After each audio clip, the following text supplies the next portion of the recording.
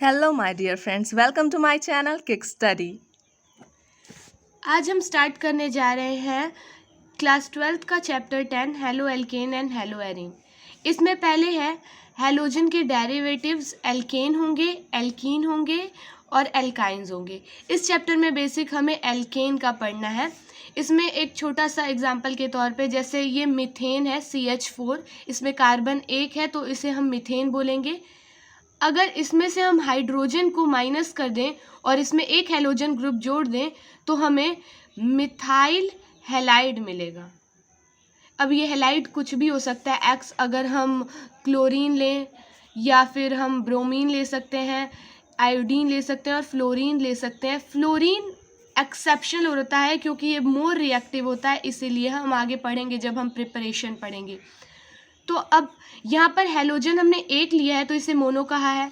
अगर इस प्रोसेस को हम दोबारा करें तो हमें ये CH2X2 मिलेगा। यहाँ पर हेलोजन दो है इसलिए हम इसके लिए डाई यूज़ करेंगे।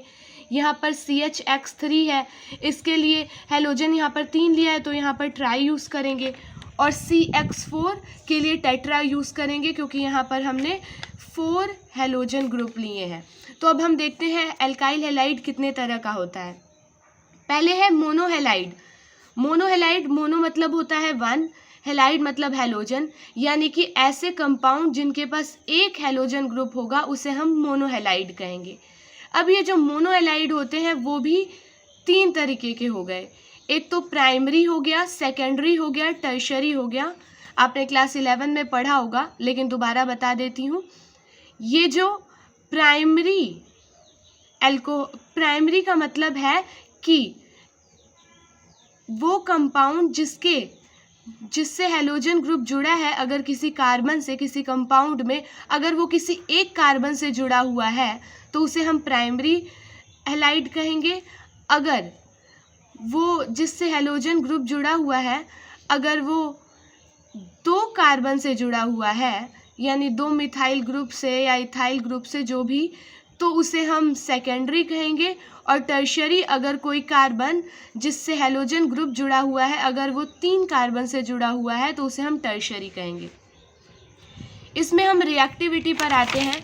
यहाँ पर ये टर्शरी है, ये सेकेंडरी है और ये प्राइमरी है। तो रिएक्टिविटी में ध्यान रखिएगा, टर्शरी मोर रिएक्टिव होता है than secondary and then primary. यहाँ पर टर्शरी को मोर रिएक्टिव क्यों कहा गया है? जिस कार्बन से क्लोरीन ग्रुप जुड़ा हुआ है वो 3 मिथाइल ग्रुप से जुड़ा हुआ है, यानी 3 कार्बन अलग अलग कार्बन से जुड़ा हुआ है। तो यहाँ पर देखिए कि ये आसानी से क्लोरीन को छोड़ देगा क्योंकि इसके पास ऑलरेडी 3 पावरफुल मान के चलिए ग्रुप है, तो ये क्लोरीन को आसानी से छोड़ देगा। इससे पता चलता है कि ये लेस स्टेबल होगा यानी कि मोर रिएक्टिव होगा। यहाँ पर 2 ही हैं तो इसे छोड़ने में ज़्यादा आसानी होगी,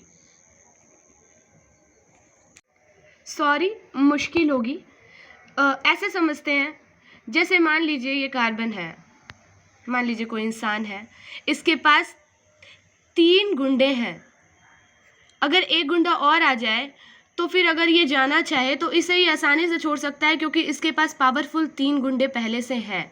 लेकिन अगर हम बात करें सेकेंडरी की, इसके पास 2 गुंडे हैं, एक आ जाए, हाँ ये भी जाएगा, इसे छोड़ सकता है, लेकिन इसे थोड़ी सी परेशानी होगी। अगर कोई ऐसा है उसके पास एक ही गुंडा है और उसके पास एक और गुंडा आए तो इसे बहुत मुश्किल होगी क्योंकि इसके पास एक ही डॉन है। तो फिर इससे हम समझ सकते हैं कि ये मोर रिएक्टिव होगा। आगे देखते हैं। इसमें अगर हम हेलोजन की बात करें तो अगर कोई मिथाइल ग्रुप आयोडीन से जुड़ा हुआ है तो वो मोर रिएक्टिव होगा than bromine, then chlorine and then fluorine. यानी कि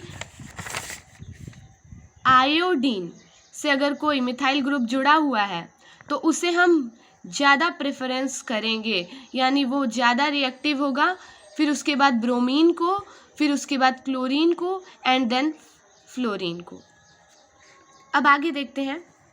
यहाँ पर हमने मोनोहेलाइड पढ़ा, ये सब मोनोहेलाइड में आते हैं। अब डाई हेलाइड पर आते हैं। डाई हेलाइड का मतलब है जिसके पास वो कंपाउंड जिसके पास दो हैलोजन ग्रुप होंगे। इसमें हमें दो ही बेसिकली पढ़ना होता है, एक तो जेम डाइहैलाइड और एक विक डाइहैलाइड। जेम डाइहैलाइड, विक डाइहैलाइड इसका कॉमन नेम है। अगर हम बात करें IUPAC के नेम की तो इसे हम जेमिनल हैलाइड कहते हैं और इसे विजिनल हैलाइड कहते हैं। तो पहले अगर जेम डाइहैलाइड की बात करें तो इसमें वो डाइहैलाइड जिसमें एक ही कार्बन पर दो क्लोरीन ग्रुप जुड़े हुए हैं तो हम उसे जेम डाइहैलाइड कहते हैं। अगर अलग अलग कार्बन से क्लोरीन ग्रुप जुड़े हुए हैं तो हम उसे विक डाइहैलाइड कहेंगे। इसमें एक आता है अल्फा ओमेगा हैलाइड्स। दरअसल ये NCERT में नहीं है लेकिन हम लोग जान लेते हैं। इसे हम टर्मिनल डाइहैलाइड भी कहते हैं। टर्मिनल वर्ड से ही पता चल रहा है कि किसी कंपाउंड में हैलोजन ग्रुप जो टर्मिनल पर हो, यानी कि किनारे किनारे, सबसे किनारे। तो यहाँ पर हैलोजन ग्रुप क्या जुड़े हुए हैं, कंपाउंड में किसी भी चेन में एकदम किनारे पर जुड़े हुए हैं, तो इसे हम कहेंगे अल्फा ओमेगा हैलाइड्स। इसमें ये अगर हम एक्स ब्रोमीन ले रहे हैं तो हम इसका नाम होगा ट्राई मिथाइलिन ब्रोमाइड। अब आते हैं हम लोग ट्राई हैलोजन डेरिवेटिव्स पर। ट्राई हैलोजन का मतलब है ट्राई हैलाइड्स, यानी कि ऐसे कंपाउंड जिनके पास 3 हैलोजन ग्रुप हो। इसमें CHCl3 आ जाएगा, CHBr3 आ जाएगा, CHI3 आ गया। ये सब क्या है, हैलो फॉर्म है। CHX3 यानी हैलो फॉर्म है, ये हैलो फॉर्म्स है। अगर हम यहाँ पर हैलो फॉर्म है यानी कि यहाँ पर अगर हम क्लोरीन ले रहे हैं तो इसे हम क्लोरोफॉर्म कहेंगे। अगर ब्रोमीन ले रहे हैं तो ब्रोमोफॉर्म, ले रहे हैं, आयोडीन ले रहे हैं तो आइडोफॉर्म कहेंगे। अब हम आते हैं पॉलीहैलाइड पर। पॉलीहैलाइड यानी 3 से ज़्यादा हैलोजन ग्रुप होंगे। तो इसमें पहले ही आ जाता है हमारा CCl4, फिर यहाँ पर एक और कंपाउंड है CCl2 डबल बॉन्ड CCl2, और यहाँ पर CF2Cl2 है जिसे हम फ्रियॉन भी कहते हैं, और यही है क्लोरोफ्लोरोमीथेन जो हम बचपन में पढ़ते थे, जो हमारे रेफ्रिजरेटर और AC में पाया जाता है जो गैस। और ये हमारे फ्रियॉन नाम से हमारे NCERT बुक में है, लेकिन 2021 में ये कट चुका है। अब बात करते हैं एल्काइल हैलाइड के आइसोमेरिज्म की। तो 2 ही तरह का होगा, एक तो चेन और एक पोजीशन। चेन का मतलब है कि यहाँ पर क्लोरीन की पोजीशन नहीं चेंज होगी लेकिन चेन चेंज होगा। जैसे कि इसमें 4 कार्बन है और हम जानते हैं 4 कार्बन के आइसोमर 2 ही होते हैं, तो एक तो ये चेन हो गया और एक कार्बन नीचे चला गया है, तो यहाँ पर एक ये हो गया।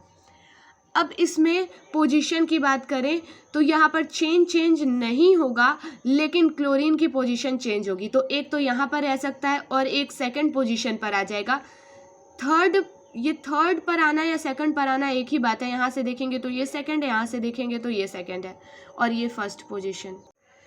रिएक्शन 4 तरह के होते हैं। एक तो substitution reaction, addition reaction, elimination reaction और रीअरेंजमेंट रिएक्शन। इसमें बेसिकली हमें 2 पढ़ना है, सब्स्टिट्यूशन रिएक्शन और एलिमिनेशन रिएक्शन। एलिमिनेशन NCERT के हिसाब से थोड़ा ही पढ़ना है, सब्स्टिट्यूशन ही हमें पढ़ना है।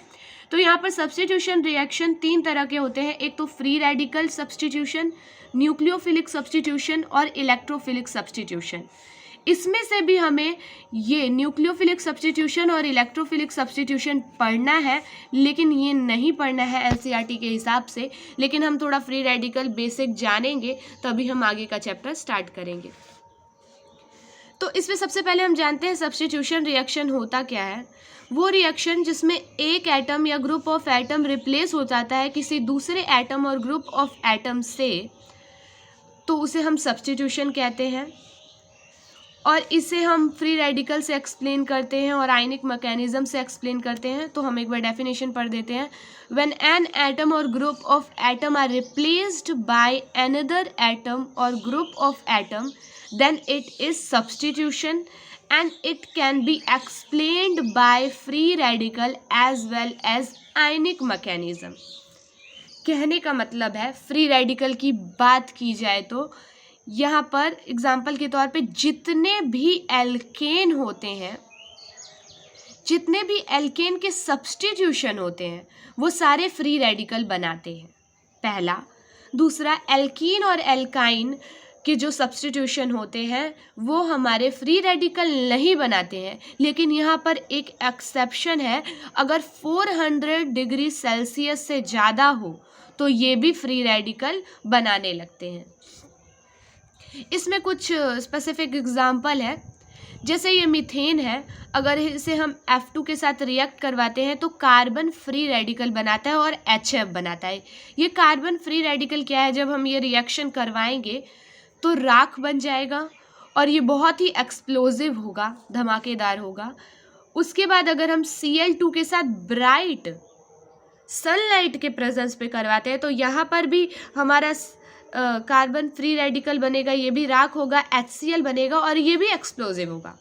लेकिन अगर हम यही मीथेन को Cl2 के साथ डिफ्यूज लाइट में, यानी कि ज़्यादा ब्राइट लाइट में नहीं रिएक्ट करवाएंगे तो इसमें चेन सब्स्टिट्यूशन होने लगेगा। ये आपके कंपटीशन लेवल के हिसाब से सही है। अभी तक हमने एग्जाम्पल पढ़ा, अब हम फ्री रेडिकल का डेफिनेशन जानेंगे। इसका डेफिनेशन है, फ्री रेडिकल में क्या होता है, इसमें होमोलिटिक बॉन्ड फ्यूजन होता है। फ्यूजन का मतलब होता है टूटना, यानी होमोलिटिक बॉन्ड के टूटने पर फ्री रेडिकल बनता है। अब ये होमोलिटिक बॉन्ड क्या है, दो सेम एटम के बीच में अगर बॉन्ड होता है तो उसे हम होमोलिटिक बॉन्ड कहते हैं। यानी अगर ये देखिए यहाँ पर है क्लोरीन और क्लोरीन, Cl2 लिया है हमने, जब ये टूटता है तो ये फ्री रेडिकल्स बनाते हैं। यहाँ पर दो फ्री रेडिकल बने हैं, Cl फ्री रेडिकल, तो इस बॉन्ड के ब्रेक होने की वजह से जो दो सेम एटम के बीच में है तो यही फ्री रेडिकल होता है। तो एक बार पढ़ देते हैं, in this reaction in which homolytic bond fusion occur. इसमें अब हम कंडीशन पे आते हैं। कंडीशन में पहली बात, गैसवस, जो भी रिएक्टेंट होने चाहिए वो गैसवस स्टेट में होने चाहिए, जो सॉल्वेंट होना चाहिए वो नॉन पोलर होना चाहिए, और एनर्जी हमारी यूवी सनलाइट हीट के प्रेजेंस पे, यूवी के प्रेजेंस में, सनलाइट के प्रेजेंस में या हीट के प्रेजेंस में होनी चाहिए। या तो जो सब्सटेंस होगा वो पर ऑक्साइड के फॉर्म में प्रेजेंट होगा, जो कि फ्री रेडिकल बनाएगा अगर हम उसका डिकम्पोजिशन करें तो। अब इसमें क्या होता है, वो मैकेनिज्म में जब हम फ्री रेडिकल अटैक करते हैं तो ये सब को हम फ्री रेडिकल मैकेनिज्म में पढ़ते हैं, यानी ये सब फ्री रेडिकल मैकेनिज्म होगा। इसमें 3 स्टेप आते हैं। पहला इनिशिएशन, प्रोपोगेशन और टर्मिनेशन। पहला स्टेप है इनिशिएशन स्टेप। इसमें फ्री रेडिकल बनते हैं, हम पहले पढ़ चुके हैं, होमोलिटिक बॉन्ड के टूटने पर हमारा फ्री रेडिकल बनता है। तो HNO के प्रेजेंस पे हम इसे तोड़ेंगे तो हमें फ्री रेडिकल मिल गया पहले स्टेप में। दूसरा स्टेप प्रोपोगेशन स्टेप होता है। इसमें याद रखिएगा, जब कोई सबस्ट्रेट, आगे हम डेफिनेशन देखेंगे, जब कोई सबस्ट्रेट फ्री रेडिकल के साथ रिएक्ट करता है तो ये फ्री रेडिकल अपने आप को स्टेबल करके उसे फ्री रेडिकल बना देता है और खुद स्टेबल हो जाता है। अब ये जो बना हुआ फ्री रेडिकल है, अब ये दोबारा रिएजेंट के साथ रिएक्ट करेगा। रिएजेंट ये है Cl2। अब ये जब रिएजेंट के साथ रिएक्ट करेगा तो फिर से ये स्टेबल होकर दोबारा फ्री रेडिकल बना देगा। ये प्रोसेस चलता रहेगा, चलता रहेगा। अब देखिए, ये जो फ्री रेडिकल बना, इसके साथ अब ये फ्री रेडिकल दोबारा स्टेबल होना चाहेगा, क्या करेगा, खुद इसके साथ जुड़कर इसे फ्री रेडिकल बना देगा। ये प्रोसेस हम कॉपी में भी देखेंगे। फिर उसके बाद अब ये फ्री रेडिकल बन गया, अब ये दोबारा रिएजेंट के साथ रिएक्ट किया तो खुद स्टेबल हो गया और दोबारा फ्री रेडिकल बना दिया। अब ये रिएक्शन दोबारा हुआ तो यहाँ पर क्या हुआ, ये दोनों दोबारा रिएक्ट किए तो ये फ्री रेडिकल स्टेबल होकर इसे फ्री रेडिकल बना दिया और खुद तो स्टेबल हो गया। अब फिर ये दोबारा रिएजेंट के साथ रिएक्ट करके खुद स्टेबल होकर दोबारा फ्री रेडिकल बना लिया। अब ये दोनों एक दूसरे के साथ फिर रिएक्ट किए और ये फ्री रेडिकल दोबारा इसे फ्री रेडिकल बना के खुद स्टेबल हो गया। अब ये जो फ्री रेडिकल बना था नया, अब ये दोबारा रिएजेंट के साथ रिएक्ट करके खुद स्टेबल होके एक फ्री रेडिकल बना दिए। ये प्रोसेस चलता रहेगा। अब इस प्रोसेस को प्रोपोगेशन स्टेप कहते हैं। इसका हम डेफिनेशन पढ़ लेते हैं। The free radical formed in the first step may generate a new free radical when it attach the substrate. The new free radical may react with attractive reagent to form free radical. आप लोगों को ये definition समझ में आ रहा होगा, इतनी देर से यही एक्सप्लेन हो रहा था।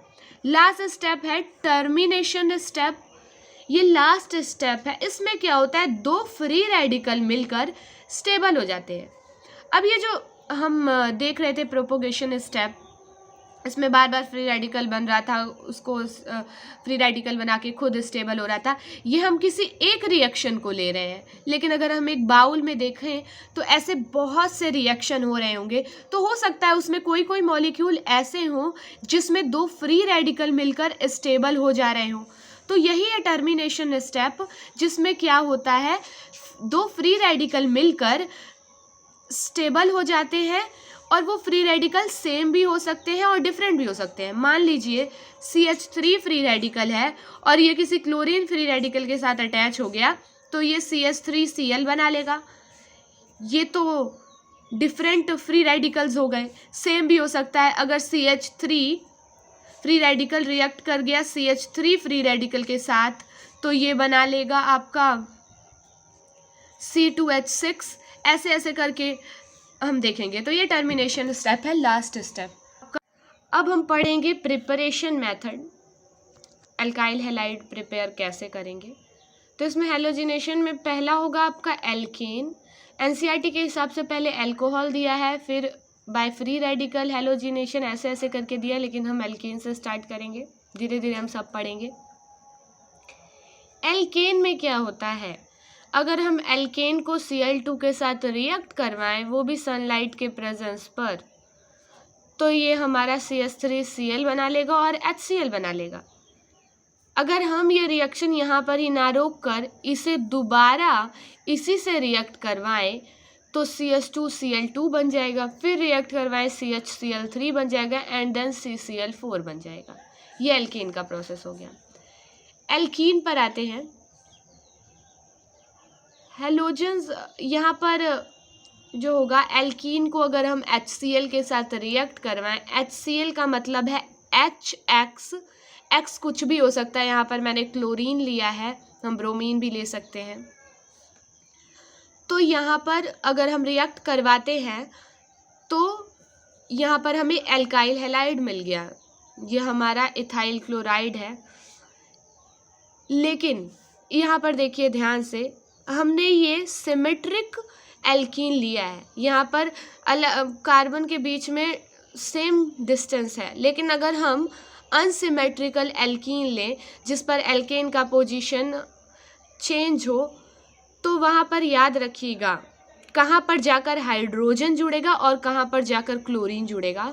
तो हमेशा ये बात याद रखिएगा। ये इस रूल को मार्कोनिकॉव्स रूल कहते हैं।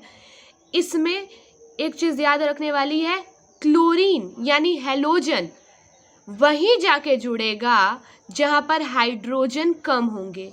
यहाँ पर एक ही हाइड्रोजन है, यहाँ पर 3 है, यहाँ पर 2 है, सबसे कम हाइड्रोजन यहाँ है, तो क्लोरीन हमेशा आकर यहाँ पर जुड़ेगा। तो हमारा जो प्रोडक्ट बना उसमें क्लोरीन सेकंड पोजीशन पर आकर जुड़ा है और हाइड्रोजन वहाँ जुड़ेगा जहाँ पर उसके बगल वाले के, तो फिर यहाँ पर हाइड्रोजन इस पर जुड़ा है, क्योंकि जाहिर सी बात है ये बॉन्ड इस पर क्लोरीन जुड़ा है का मतलब है इस पर प्लस चार्ज होगा, क्योंकि क्लोरीन पे माइनस चार्ज होता है।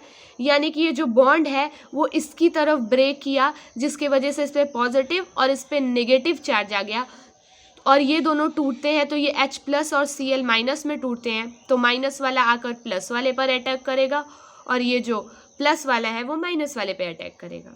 तो ये हमारा प्रोडक्ट बन जाएगा। अब आते हैं हम फ्रॉम अल्कोहल पे। तो अगर हम अल्कोहल को HX के साथ रिएक्ट करवाते हैं, वो भी किसी डिहाइड्रेटिंग एजेंट के प्रेजेंस पर, तो हमें एल्काइल हैलाइड मिल जाता है। अब ये डिहाइड्रेटिंग एजेंट ZnCl2 भी हो सकता है या कंसनट्रेटेड H2SO4 भी हो सकता है। आपके NCERT में पहले ZnCl2 के प्रेजेंस पर रिएक्ट करवाया है तो हमारा एल्काइल हैलाइड मिल गया है। अब सेकंड क्या है हम देखेंगे, यहाँ पर अगर हम कंसनट्रेटेड H2SO4 और KBr ले रहे हैं और उसे हम अल्कोहल के साथ रिएक्ट करवाएंगे तो हमें एल्काइल हैलाइड मिलेगा। यहाँ पर मैंने KBr लिया है, आपके NCERT में NaBr लिया है, तो दोनों एक ही बात है, दोनों मेटेलिक क्लोराइड है, पोटेशियम। यहाँ पर मैंने पोटेशियम लिया है, वहाँ पर सोडियम यूज़ किया है, आप सोडियम भी लिख सकते हैं। होता क्या है इसमें, पहले ये KBr और H2SO4 रिएक्ट करते हैं और HBr बना लेते हैं। अब ये जो HBr है इसमें से वाटर रिलीज हो जाता है और फिर ये जाकर जब वाटर रिलीज हो जाएगा तो ये आपका R Br के साथ जुड़ जाएगा और एल्काइल हैलाइड बना लेगा। एल्काइल हैलाइड का मतलब है यहाँ पर हमने X की जगह पर ब्रोमीन लिया है, H2 बन जाएगा, KHSO4 बन जाएगा। अब हम देखेंगे कि ये हुआ कैसे है। हमें पता है ये KBr है, जब KBr टूटेगा तो K प्लस Br माइनस में टूटेगा। अगर हम H2SO4 को तोड़ें तो ये H प्लस और HSO4 माइनस में टूटेगा। यहाँ पर हुआ क्या, ये माइनस वाला प्लस के साथ आकर जुड़ जाएगा और ये प्लस वाला माइनस के साथ आकर जुड़ जाएगा, तो यहाँ पर KHSO4 माइनस बन जाएगा। दोनों जुड़ गए हैं तो आयनिक फॉर्म में है, दोनों जुड़ जाएंगे तो स्टेबल हो जाएंगे। तो यहाँ पर K प्लस HSO4 माइनस दोनों जुड़कर KHSO4 बना लेंगे और यहाँ पर H प्लस Br माइनस के साथ जुड़कर HBr बना लेगा, जो कि दोबारा ये रिएक्शन कर रहा है और ये जो बना तो ये बाय प्रोडक्ट की तौर पर यहाँ पर बन गया है। यहाँ से फिर हमने देखा कि H2O निकल गया है, यहाँ से OH और यहाँ से H2O बाहर निकल गया, तो बच गया हमारा Br और R जो कि एक दूसरे के साथ आकर जुड़ गया और RBr बना लिया। ये हमारा एक रिएक्शन, दो रिएक्शंस कंप्लीट हो गए। मैंने यहाँ पर 2 रिएक्शन पढ़ा दिए। NCERT के हिसाब से पूरे 7 रिएक्शंस हैं, जिसमें से मैंने 2 बता दिए हैं, बाकी के आपके 5 रिएक्शंस बचे हैं जो हम नेक्स्ट लेक्चर में कवर करेंगे। अगर आपको ये अच्छा लगा हो तो लाइक करें, सब्सक्राइब करें और शेयर करें और कमेंट्स करें इस पर। और फिर अगर आपको और भी कोई दूसरा चैप्टर पढ़ना हो तो आप ज़रूर बताएं, तो हम उसके हिसाब से आपको लेक्चर्स देते रहेंगे। Thank you so much.